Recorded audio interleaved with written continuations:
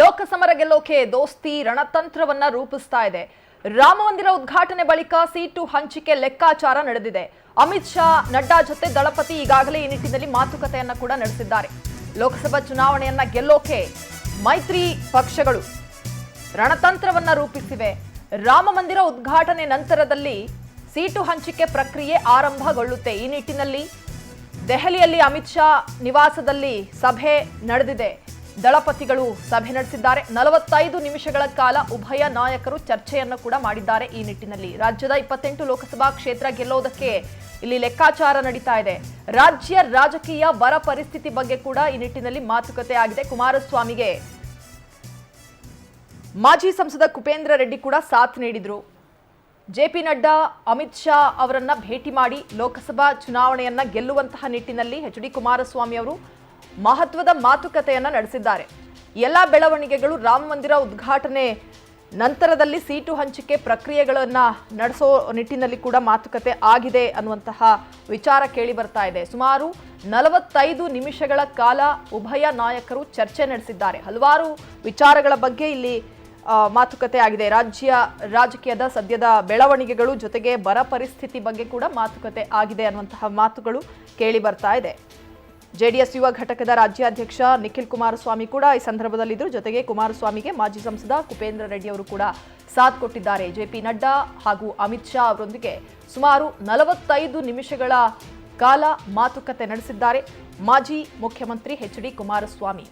ಈ ಬಾರಿ ಲೋಕಸಭಾ ಚುನಾವಣೆಯನ್ನ ಗೆಲ್ಲೇಬೇಕು ಅನ್ನುವಂಥ ನಿಟ್ಟಿನಲ್ಲಿ ಮತ್ತಷ್ಟು ಆಕ್ಟಿವ್ ಆಗಿದೆ ಈ ಮೈತ್ರಿ ಪಕ್ಷ. ಬಿಜೆಪಿ ಹಾಗೂ ಜೆಡಿಎಸ್ ಮೈತ್ರಿ ಆದ ನಂತರದಲ್ಲಂತೂ ಮತ್ತಷ್ಟು ಆಕ್ಟಿವ್ ಆಗಿರೋದನ್ನ ನಾವು ಗಮನಿಸ್ತಾ ಇದ್ದೀವಿ. ಪದೇ ಪದೇ ಎಚ್.ಡಿ. ಕುಮಾರಸ್ವಾಮಿ ಅವರು, ನರೇಂದ್ರ ಮೋದಿ ಅವರಿರ್ಬೋದು, ಜೆ.ಪಿ. ನಡ್ಡಾ ಅವರಿರ್ಬೋದು ಅಥವಾ ಅಮಿತ್ ಶಾ ಅವರನ್ನ ಭೇಟಿಯಾಗಿ ಲೋಕಸಭಾ ಚುನಾವಣೆಯನ್ನ ಗಮನದಲ್ಲಿಟ್ಟುಕೊಂಡು ಮಾತುಕತೆಯನ್ನ ನಡೆಸೋದು, ಈ ಎಲ್ಲ ಪ್ರಕ್ರಿಯೆಗಳು ರಾಮ ಮಂದಿರ ಉದ್ಘಾಟನೆ ಜನವರಿ 22ರ ನಂತರದಲ್ಲಿ ಸೀಟು ಹಂಚಿಕೆ ಪ್ರಕ್ರಿಯೆಯನ್ನ ನಡೆಸೋದಕ್ಕೂ ಕೂಡ ಇವತ್ತು ಮಾತುಕತೆ ಆಗಿರುವಂತಹ ಮಾಹಿತಿಗಳು ಬೆಳಕಿಗೆ ಬರ್ತಾ ಇದೆ. ನಿಖಿಲ್ ಕುಮಾರಸ್ವಾಮಿ ಅವರು ಕೂಡ ಸಾಥ್ ಕೊಟ್ಟಿದ್ದಾರೆ. ಈ ನಿಟ್ಟಿನಲ್ಲಿ ಹಲವಾರು ಚರ್ಚೆಗಳು ಆಗಿದೆ. ಸುಮಾರು 45 ನಿಮಿಷಗಳ ಕಾಲ ಈ ಮಾತುಕತೆ ಆಗಿದೆ. ಏನೆಲ್ಲ ಮಾತನಾಡಿದ್ದಾರೆ, ಯಾರಿಗೆಲ್ಲ ಯಾವ ಯಾವ ಕ್ಷೇತ್ರಕ್ಕೆ ಅಭ್ಯರ್ಥಿಗಳು ಸೂಕ್ತ ಅನ್ನುವಂಥ ನಿಟ್ಟಿನಲ್ಲಿ ಈ ಮಾತುಕತೆ ಆಗಿದೆ ಅನ್ನುವಂತಹ ಮಾಹಿತಿಗಳು ಕೇಳಿ ಬರ್ತಾ ಇದೆ.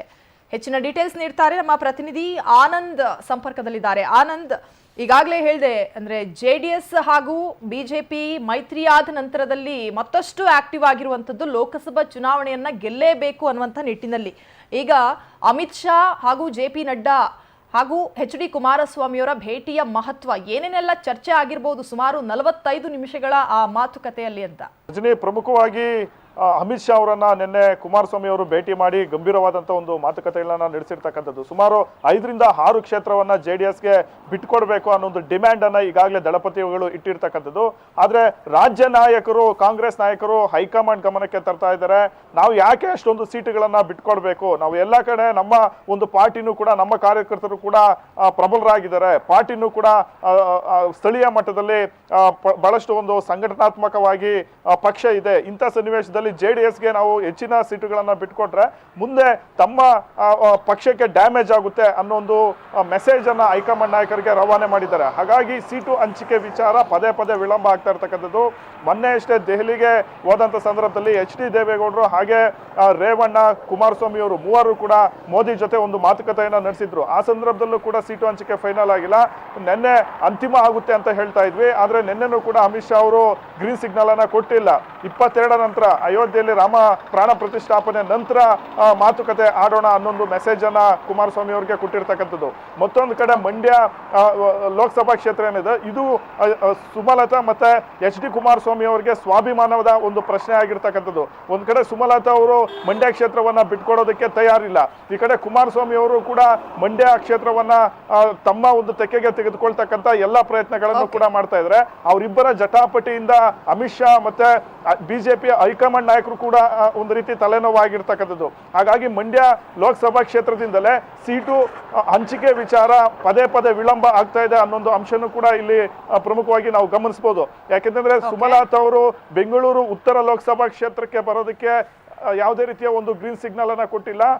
ಈ ಒಂದು ನನ್ನ ಸ್ವಂತ ಕ್ಷೇತ್ರದಲ್ಲಿ ನಾನು ನಿಲ್ಲೇಬೇಕು ಅನ್ನೋ ಒಂದು ವಿಚಾರವನ್ನ ಅವ್ರು ಈಗಾಗಲೇ ಅಮಿತ್ ಶಾ ಅವರಿಗೆ ರವಾನೆ ಮಾಡಿದ್ದಾರೆ. ಹಾಗಾಗ್ಲೇ ಅಮಿತ್ ಶಾ ಅವರು ಕೂಡ ಒಂದು ರೀತಿ ಇಕ್ಕಟ್ಟಿನ ಪರಿಸ್ಥಿತಿಯಲ್ಲಿ ಇರ್ತಕ್ಕಂಥದ್ದು.